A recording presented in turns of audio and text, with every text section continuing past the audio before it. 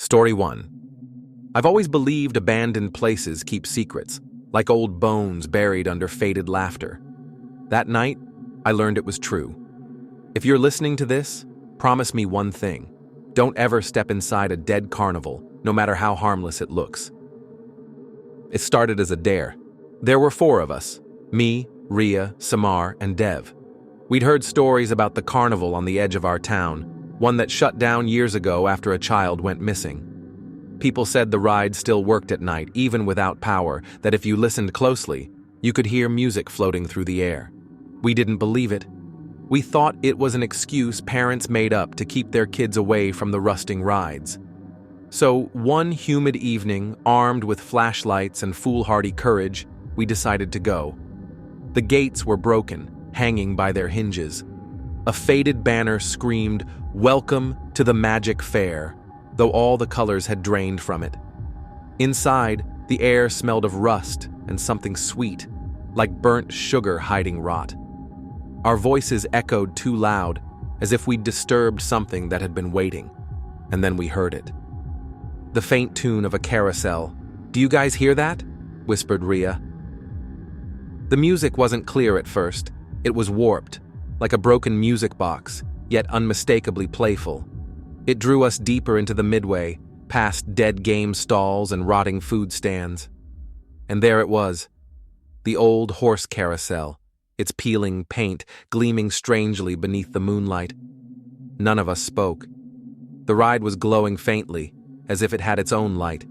The painted horses stood frozen mid-gallop, their cracked manes catching shadows.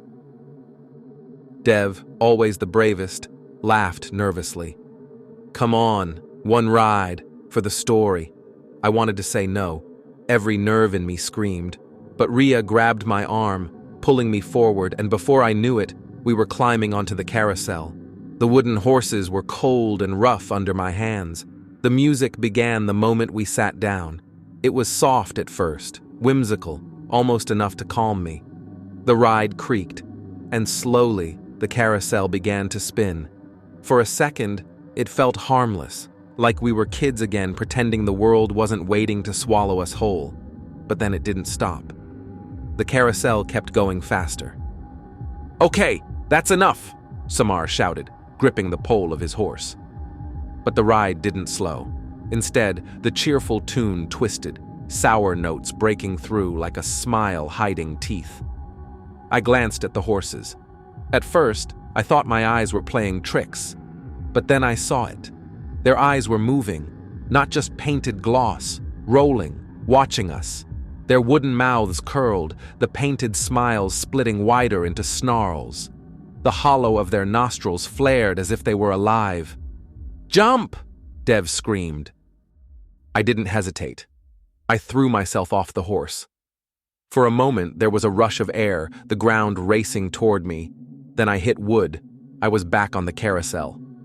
On another horse. My stomach dropped. "No, no, no, no!" Ria screamed next to me. She had tried too, but she landed back on. Samar was sobbing, shaking his head in disbelief. The carousel had us trapped. Every attempt to jump off only spat us back onto those snarling mounts. The ride kept spinning faster, the music sharp and merciless, drilling into our skulls. The lights warped around us until it felt like the whole world was only this carousel, forever circling. And then, the horses began to move. Not just up and down. They started bucking, jerking violently as though trying to throw us. Their wooden teeth glistened wetly now. One snapped at Dev's arm. He screamed as splinters tore into his skin.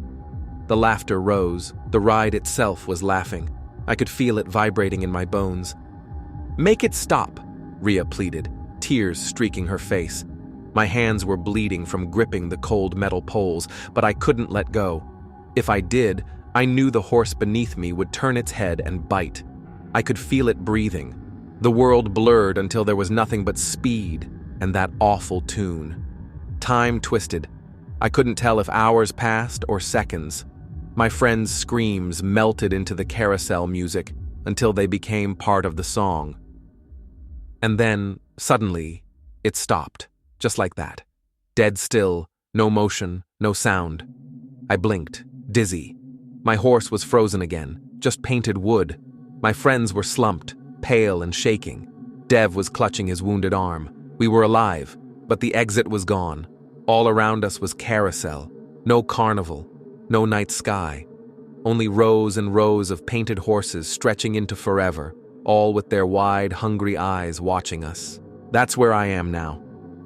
Writing this, carving it into what I think is the floor beneath my horse. Maybe someone will find it. Maybe someone will know we were here. The carousel doesn't spin anymore. It waits. It wants us worn down first. And I think, when the music plays again, it won't let us stop next time. Please. If you hear a carousel playing where it shouldn't, walk the other way. Don't listen. Don't look. Because once you're on, you never get off. Story 2. I should have left the carnival the moment I noticed no one was laughing. Carnivals are usually noisy. Kids screaming with joy, games clattering, music blaring. But this one was wrong. The ride spun, the lights flashed, the popcorn machines hissed, yet everything felt like it was running for itself instead of for the people walking through. And the people, there weren't many. Most looked pale, distracted, moving like they were half asleep. When I passed them, they didn't smile. Some didn't blink. I went with my younger brother Ravi and my parents. They thought it was just an old traveling carnival stopping by for the weekend, but I knew something wasn't right. From the moment we crossed the crooked gates with letters missing from the sign, I felt that strange heaviness in the air, like walking into a dream you don't want to have. Still, Ravi was excited. He tugged at Mom's hand when he spotted the cotton candy stall. Please, please, can I have one? Just one? His little voice was desperate. Dad sighed, reached for his wallet, and walked over. I stared at the stall. The man running it wore a faded striped vest, his bowler hat tilted on his head. His grin was too wide, and his lips, I noticed, were smeared pink. Not like lipstick, but as if he had been eating something sticky. Behind him, the machine spun lazily, the sugary floss floating like spider silk. My father paid, and the man handed Ravi a massive swirl of pink sugar, almost bigger than his head. But when he smiled this time, his teeth were rimmed in the same pink paste, as though he too had been eating the candy. My chest tightened. "Thank you," Ravi shouted, already tearing into it. That's when I heard it, not the sound of tearing sugar, not the crunch of sweetness dissolving. A wet sound. Ravi pulled a piece off the fluff, and it twitched. His giggles died in his throat. We all froze, watching. At first, I thought I had imagined it, that maybe the wind had pushed it. But no. The pink strand in his hand was writhing, stretching like muscle under skin. "Mom?" Ravi whispered, confused. Before my mother could react, the candy snapped like a whip, wrapping around Ravi's wrist, coiling up his arm in a sticky blur. He screamed and dropped the rest, but the whole sugary mass was alive, squirming with wet sucking sounds. It leapt from his hand to his face, wrapping around his mouth, then his nose, like it was feeding off his breath. "Ravi!" I lunged at him, clawing at the pink mass. It didn't feel soft anymore. It was wet and tough, like cotton turned to raw flesh. The sweet smell was still there, but beneath it was something foul, almost metallic. "Help him!" I shouted. But my parents seemed frozen. My father grabbed Ravi's arm, trying to peel it off, while Mom sobbed uselessly. Every time I pulled, the candy only tightened, sliding higher, curling around Ravi's head until it covered his eyes. His screams were muffled, and the carnival workers watched. I looked around frantically. The man at the cotton candy stall grinned wider. His mouth dribbled pink as he licked his lips. I realized with horror, it wasn't sugar staining their mouths. It was this. They had been eating it. They wanted us to eat it too. All down the row of stalls, workers wearing grease paint and tilted hats were staring, their mouths wet and sticky red-pink. their teeth coated in something that glistened unnaturally. Some were chewing slowly as if savoring a memory, and none of them moved to help. Ravi was thrashing in my arms now. I felt his nails scrape my skin as he tried to fight. I dug my own nails hard into the candy, tearing chunks back. For one horrifying second, it ripped free and opened, a perfect circle, wet and pulsating like a breathing lung. A sound came from it, a sharp gasp, as if the candy itself were alive. Then it snapped back onto him, tighter than before. Dad stumbled back, pale as death. It's not candy," he muttered. His voice was shaking. "We have to get it off." But Mom screamed, "We can't!" Because just then, Ravi stopped moving. His small arms fell limp. His legs twitched once, then went still. Only the candy pulsed now, slowly, like it was inhaling. I don't remember tearing into it. I don't remember screaming until my throat bled.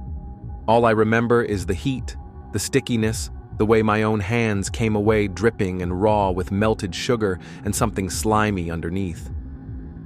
The carnival workers began to laugh, low, open-mouthed, laughter that didn't match their faces. Their teeth were dyed pink, their eyes cold and untouched by humor. One of them leaned forward and said softly, "Don't fight it. Let it finish." That's when I understood. Ravi wasn't the first. He wouldn't be the last. Every child holding a swirl of cotton candy here was just a body waiting to be drained. The sweetness, the pink color, the twisted joy, it wasn't food. It was a living thing, a parasite they were breeding and feeding on. And the carnies? They weren't vendors anymore. They were servants, carriers. We ran, dragging my mother from the ground. I don't even know what my father did to pull me away. I just know I didn't let go of Ravi's arm until his hand slipped from mine, cold, sticky, and gone. I still smell it sometimes, that sickly sweetness mixed with something rotting. And every time I do, I see his face caught in that pink cocoon, his last scream echoing in my ears. But the worst part? Other towns will welcome that carnival. Other parents will hand their children those pretty pink clouds, never suspecting what waits inside. And when they hear that first wet little twitch, it will already be too late. Story 3. Most people are scared of ghosts, shadows, or things lurking in the dark. Me? I learned the hard way. It's your reflection you should never trust. It was meant to be a fun date night. My girlfriend, Anya, had always loved carnivals. So when we stumbled across a small traveling fair outside town, she dragged me in before I could question why it looked so old. The rides rattled with age, the food stalls smelled burnt, and the workers barely looked alive. But Anya's eyes lit up like a child's, and I couldn't say no. That's when she spotted the mirror maze. Its entrance was framed with red neon tubes that flickered as if they were dying. The sign above it reading, "Hall of Mirrors, find yourself." The letters were peeling, and the clown face painted on the door wore a smirk too wide, as if it knew something we didn't. "Come on, let's check it out," Anya said, grabbing my hand. I hesitated. There was something unsettling about a maze built from nothing but glass and reflections, but her excitement won out. So, we stepped inside. At first, it was harmless fun. The mirrors stretched us tall, made us squat, bent our faces like melted wax. Anya laughed so hard she had to hold her stomach, and soon my nerves began to calm. The floor squeaked under our shoes as we wandered deeper, surrounded by dozens of versions of ourselves. I was just starting to think it was silly when it happened. One of Anya's reflections, just one, didn't match her. We stood together, making funny poses, and in most mirrors, she copied me. But across from us, one reflection didn't raise its hand when Anya did. Instead, it lifted its arm after. Too late, like a bad recording. I frowned. "Did you see that?" "What?" she asked, still laughing. "Your reflection?" It lagged. She turned to look, but all the mirrors showed her smiling back in unison. She rolled her eyes. "You're just trying to spook me." but my stomach tightened, because I knew what I'd seen. As we walked further, more strange things happened. Every reflection copied us, but always with a delay, just a second too slow. When I stopped, they kept walking. When Anya tilted her head, theirs jerked into place after a heartbeat. The deeper we went, the worse it became. The reflections began to smirk when we weren't. Sometimes they turned their heads when we hadn't moved at all. Once, I even saw my reflection blink while my eyes were still wide open. "Anya, this isn't right," I whispered, my voice cracking. She tried to laugh it off, but I noticed her grip on my hand was trembling. We hurried through the glass passages, searching for the exit. The lights inside flickered dimly, making the rows of mirrors stretch into infinity. Our breathing echoed strangely, not quite matching the rhythm of our own chests. Finally, we found it. The glowing exit sign shone at the end of a corridor, red and promising. Relief washed over me. But then I stopped cold, because while Anya and I moved toward it, our reflections didn't. They stayed behind. Every mirror lining the walls showed versions of us just standing still, their eyes locked on ours.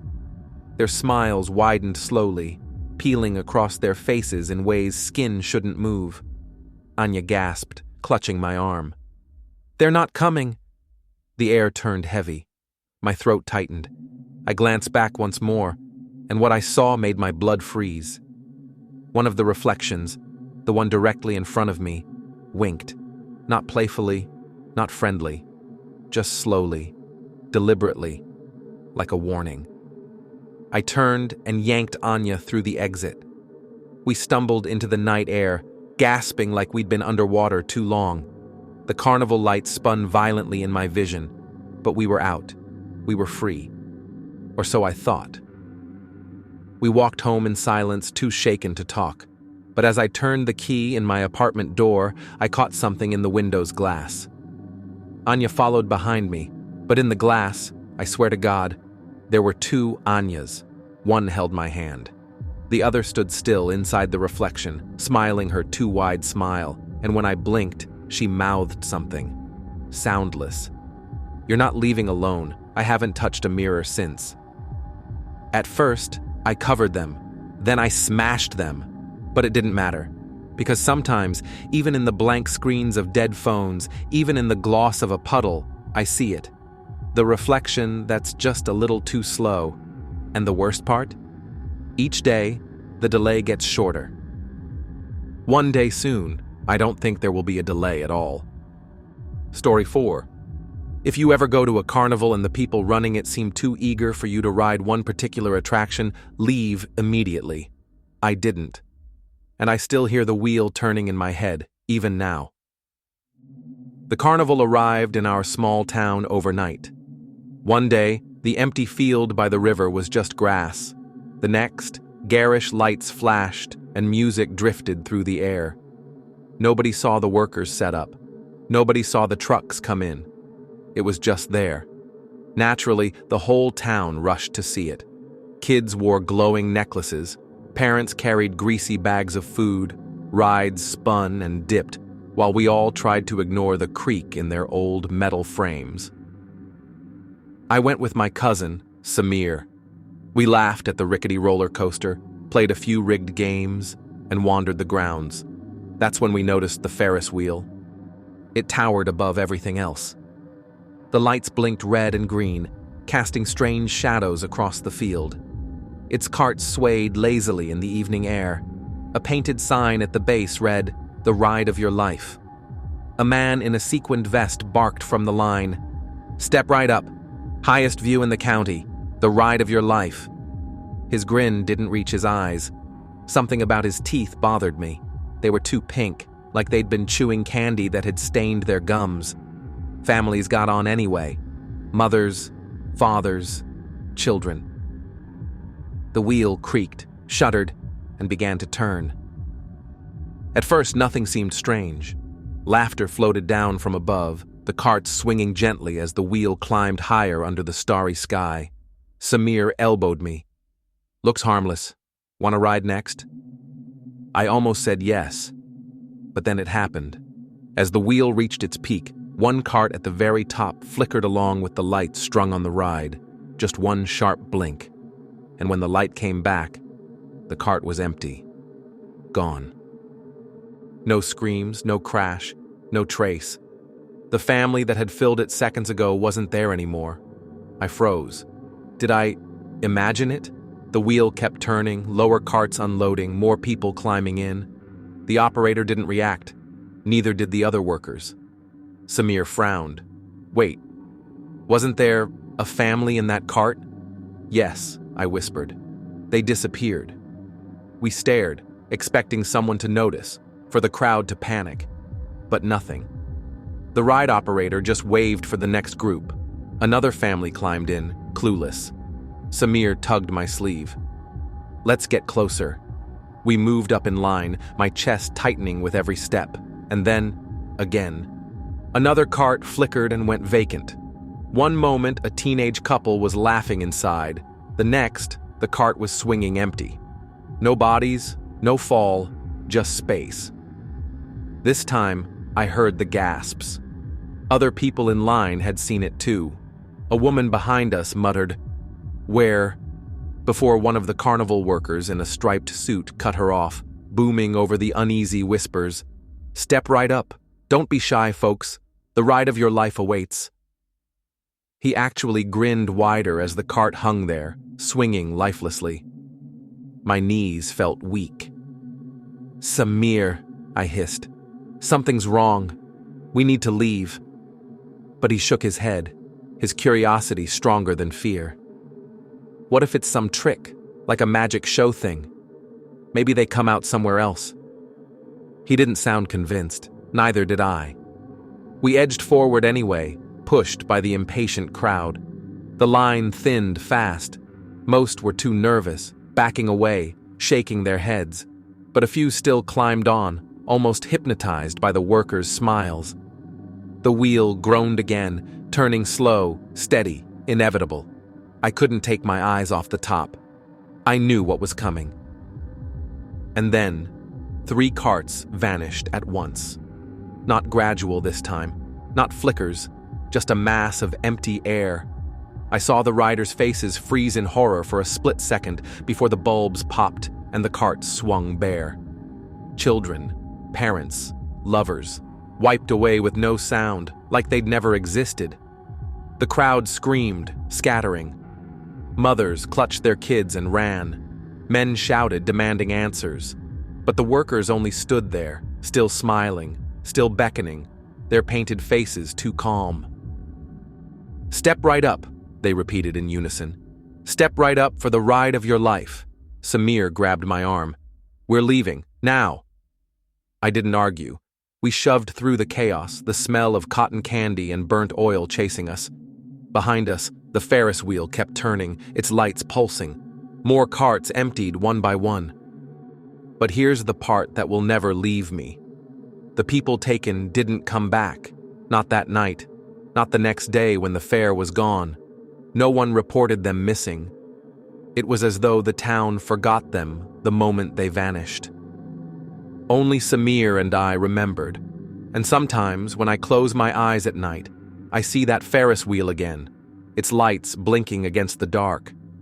Each time, one of the empty carts is lower, closer to the ground. The wheel is still turning somewhere. Closer, waiting. And I know, sooner or later, when my eyes meet its lights, it won't be someone else taken. It'll be me.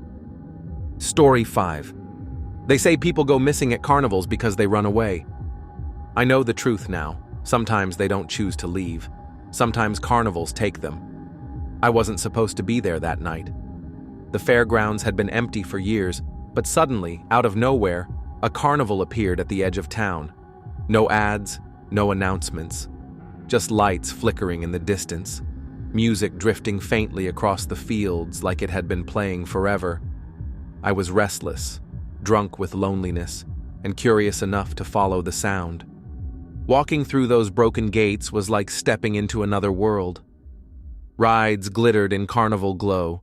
Children ran laughing. Food stalls hissed against the cool night air. Everything looked so alive it almost hurt my eyes. But something about the place felt wrong. Too bright, too forced, like actors overplaying their roles. The workers grinned too wide, their voices were too cheerful. The laughter of the children sounded hollow, as if an echo played a second too late. I should have turned around. I didn't. I wandered until I found a smaller booth tucked in the corner of the midway. It looked older than everything else. The paint peeled from the wood, and the bulbs above it flickered dimly. A crooked sign dangled over the front. The words chilled me before I even read them aloud. Knock down all the bottles. Win your soul back. At first I thought it was a joke, some dark attempt at humor. But inside, my stomach knotted in unease.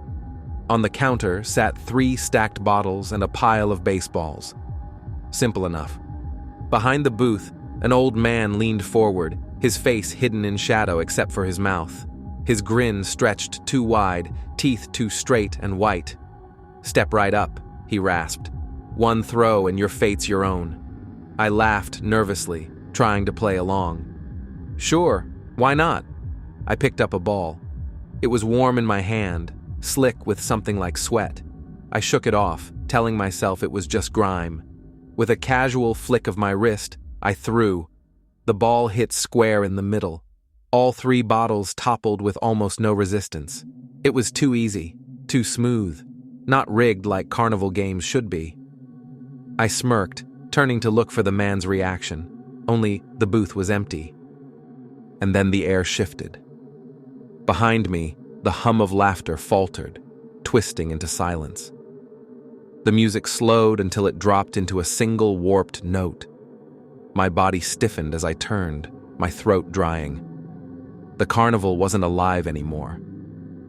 Where rides had spun brightly moments ago, now they stood rusted and skeletal. Their metal frames creaked, broken, and eaten away by time. The lights above the midway dimmed to dull orange glows like dying coals, and the people, God, the people. They weren't laughing children and happy couples anymore.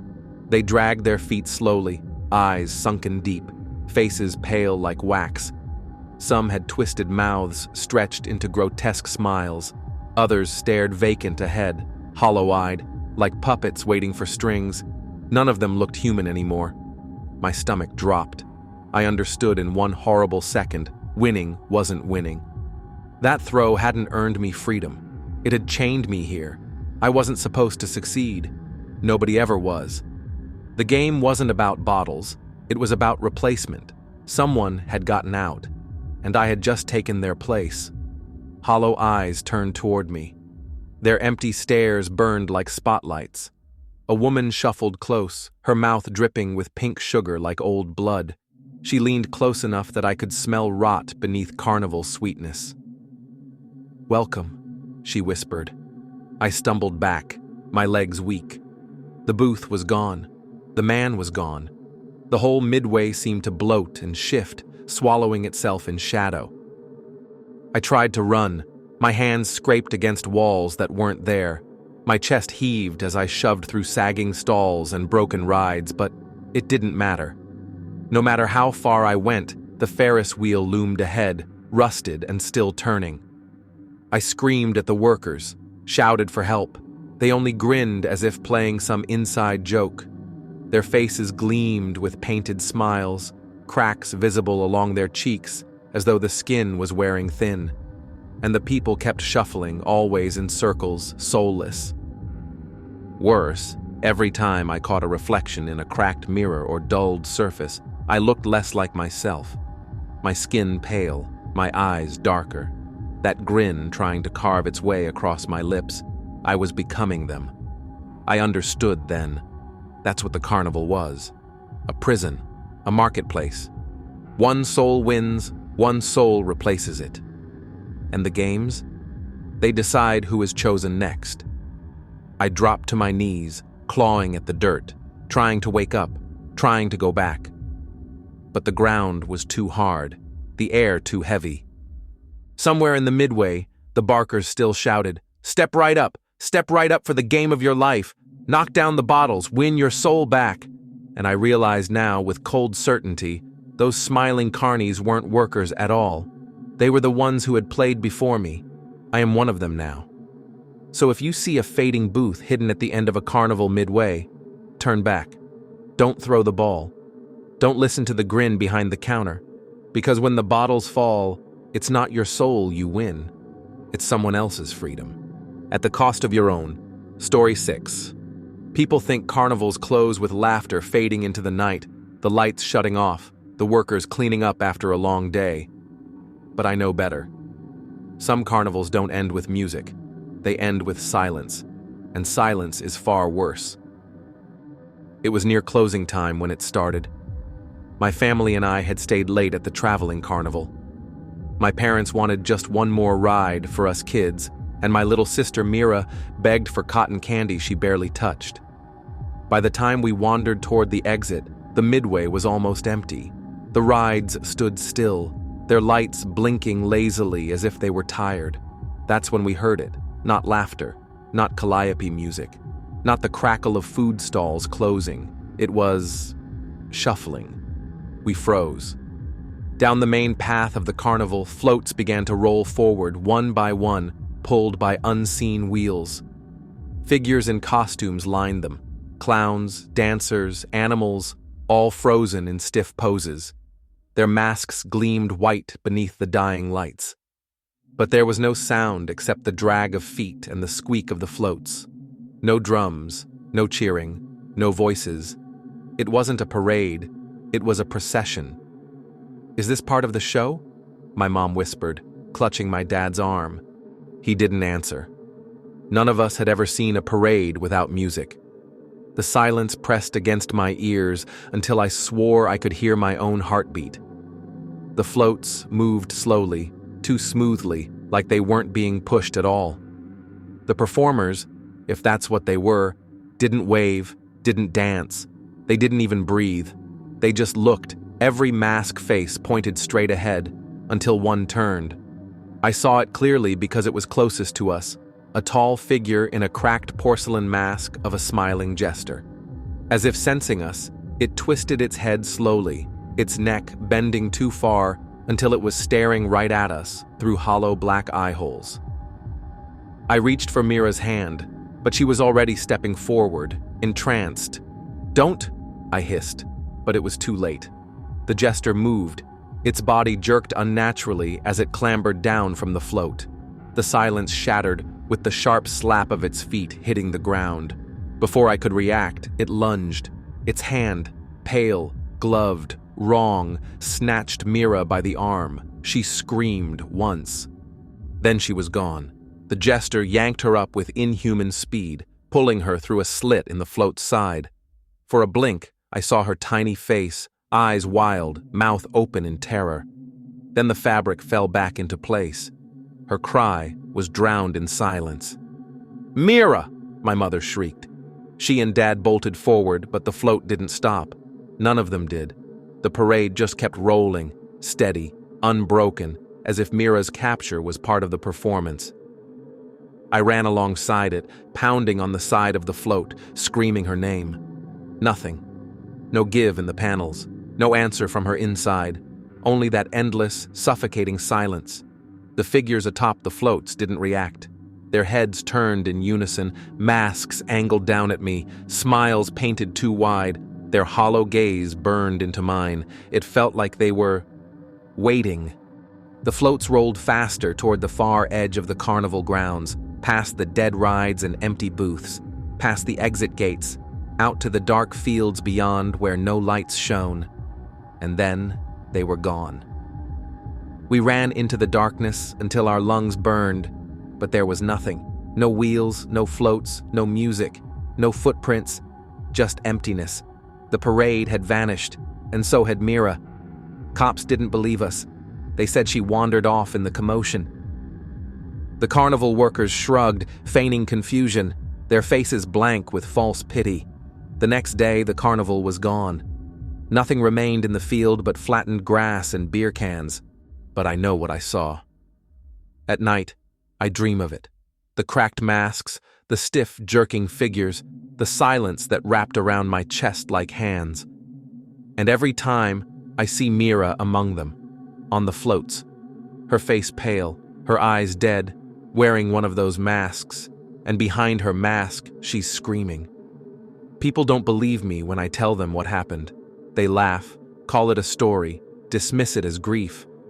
But I've heard things, rumors of other towns, other nights when the carnival appeared, and so did a silent parade. Each time someone is taken. Each time the floats gain another mask. So remember this. If you're at a carnival and you hear the shuffle of wheels in silence, if you see floats move without music, don't stay. Don't watch. Don't let your eyes meet theirs. Because once they notice you, once the masks turn your way, someone is going with them and they're never coming back. For more stories like this, share and subscribe Goofy Horror.